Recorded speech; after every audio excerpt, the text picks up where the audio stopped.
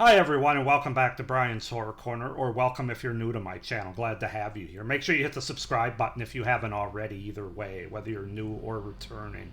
So this is the second time I'm making this video because I had no sound the first time. And it was of course a 15-minute review, so that's awesome. I'm in a great mood now. First world problems, I guess. Today, of course, we're going to take a look at the next Leprechaun movie in the franchise, as I'm looking at the entire Leprechaun franchise, all 8 movies for the month of March 2025 here. So the movie we're going to take a look at today is Leprechaun 2 from 1994, which I knew absolutely nothing about, of course, before this, as I do none of the movies. So let's just go ahead and get into it. Leprechaun 2, also known as One Wedding and Lots of Funerals in the United Kingdom, is a 1994 American comedy horror film directed by Rodman Flender and written by Turi Meyer and Al Septine. The sequel to Mark Jones's Leprechaun from 1993 and the second entry in the Leprechaun series. The plot centers on Leprechaun as he hunts for a bride for his gold hoarding impulses. So in the 990s Ireland, that's the year 990, so 100 years before the 1990s, the Leprechaun celebrates his 1000th birthday on St. Patrick's Day. Once married, he promises to free his slave that he's captured, William O'Day. The Leprechaun's intended bride, however, is O'Day's only daughter. In response to O'Day's pleas, the Leprechaun says that she will be the only one.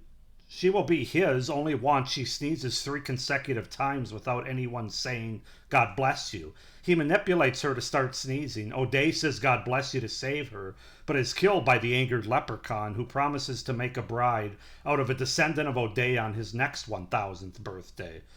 So on St. Patrick's Day in the 1990s Los Angeles, a young man named Cody works with his uncle Morty giving dark side tours, which is a scam that drives tourists around to alleged grave sites of celebrities. Cody takes over the tour one day when Morty is too drunk, forcing him to cancel a date with his girlfriend, Bridget O'Day. He drops Bridget off at a go-kart track run by his rival, Ian. Prior to Bridget's departure, the Leprechaun emerges from one of the tour stops. A real Irish tree was growing at the home of Harry Houdini.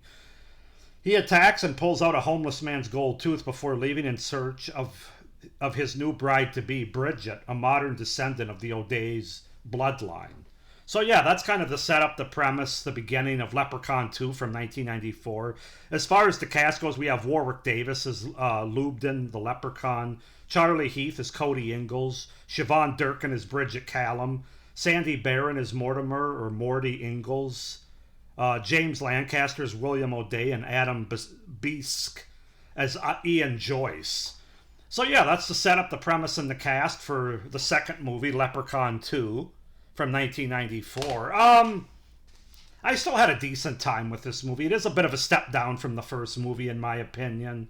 But I still don't think it's unwatchable, for me anyway. Again, I came into this franchise with very low expectations, so that probably helps. But let's go ahead and get into the things that I liked about Leprechaun 2 from 1994. And I have to say, I kind of like the story direction they took, where it kind of adds to the lore of the Leprechaun with him looking to take a bride now. He also tricks people while trying to do it, while still focusing on his pot of gold, of course. They don't get rid of that. I felt like they were exploring more Leprechaun space here and some more things with him. And I liked that. I thought it was different. They changed it up from the first movie.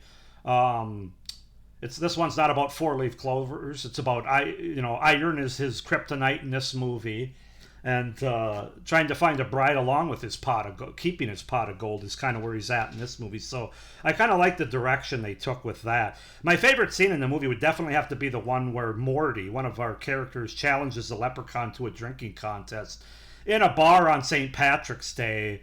And of course, the Leprechaun's pride won't let him turn down the challenge, and he's chugging bottles of whiskey, getting drunk. I just thought that whole scene was really funny. Very well played by Warwick Davis. And of course, they're doing this to try to distract him so that they can go get Bridget without him knowing about it. And yeah, that whole scene was just fun. My favorite scene of the movie. It also plays into the Irish Leprechaun lore a little bit. And I like that it's on St. Patrick's Day. I like that setting of this movie where they really push the holiday itself to the forefront while this movie's going on. I enjoyed the one great kill that I thought this movie had having to do with the lawnmower, where Leprechaun is fooling a character by disguising a running lawnmower with one of our naked lead characters played by Bridget. Although the breasts that we see here are not the actresses; they're clearly a body double. The way that they shoot that, but either way, the Leprechaun entices him with her naked body, only for him to be killed by the lawnmower's running blades, of course, going around in the place of the breast. So I thought that was kind of a good setup kill, not necessarily a great execution kill, as you only see blood splattered on the wall, but that was probably the best kill of the movie. Still has some. I thought this movie still had some good makeup and gore effects here, especially where one character gets his face melted by a barista. Actually, gets his face melted by a coffee maker steamer. And Leprechaun's ultimate demise in the movie. Well, I don't think it's quite as good as the end of the first movie, where he kind of melts. He gets blown up in this movie with all his little bits and everything get blown up. I thought that was kind of a cool visual. I do like the change up of setting, being in Los Angeles, even though I liked the farm setting in the first movie. I thought changing that up here worked well in mid-90s Los Angeles. As I mentioned, the holiday of St. Patrick's Day, where you have parties and people dressed up and other little people in leprechaun outfits kind of cheering on Leprechaun was funny.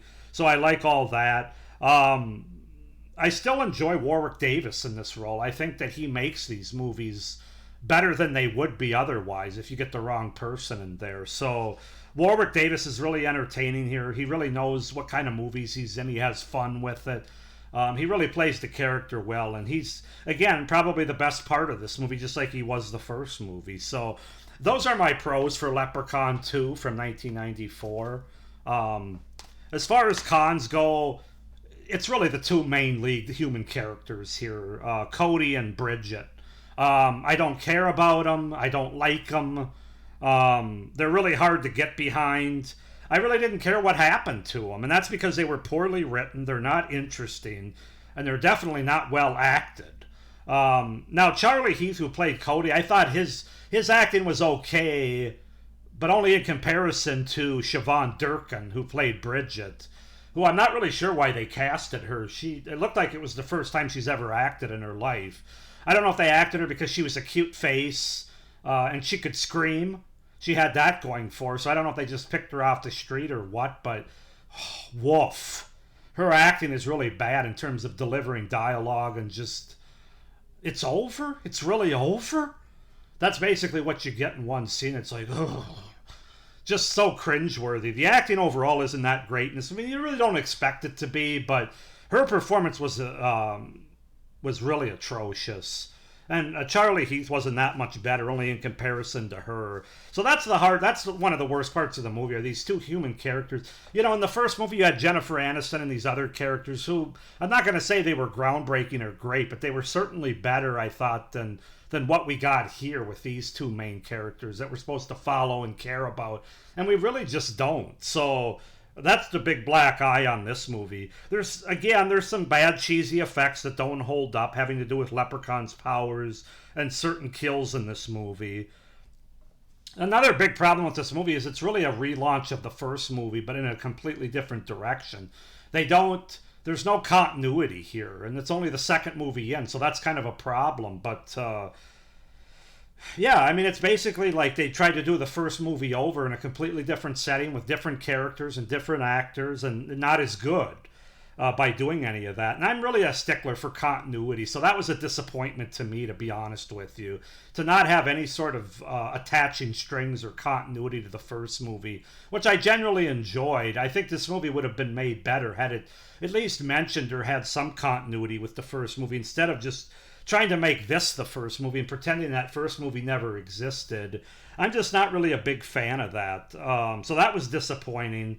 I don't think the pacing is nearly as good in this movie as it was in the first one. I was checking my phone a bit more watching this one than the first movie.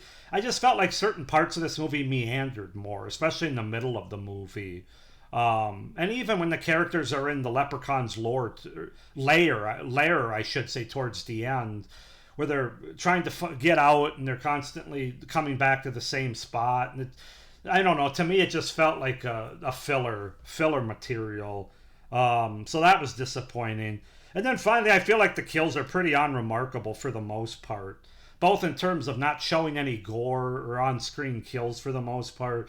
And there's no originality to them, they're just kind of there. So I don't know. I feel like Leprechaun 2, I don't think it's as bad as some people think, or as much of a drop from the first movie, but that's probably because the first movie kind of is what it is. Like I said, I think it helps for me that I went into this with incredibly low expectations, this entire franchise. But it is a lesser movie than the first one for sure. And I'm going to give Leprechaun 2 from 1994 a 6.5 out of 10. 6.5 out of 10 for Leprechaun 2 from 1994. Go ahead and comment down below your guys' thoughts about this movie, if you like it more or less than I do. Why or why not. Please like this video, hit the little notification bell, and subscribe to my channel so you don't miss any of my upcoming reviews for this Leprechaun Franchise Review Series, or once I get back into my 1980s horror review series coming back in April. So with all that being said, I hope you guys are enjoying this series, having a good month of March so far, but as always, stay scared. Bye.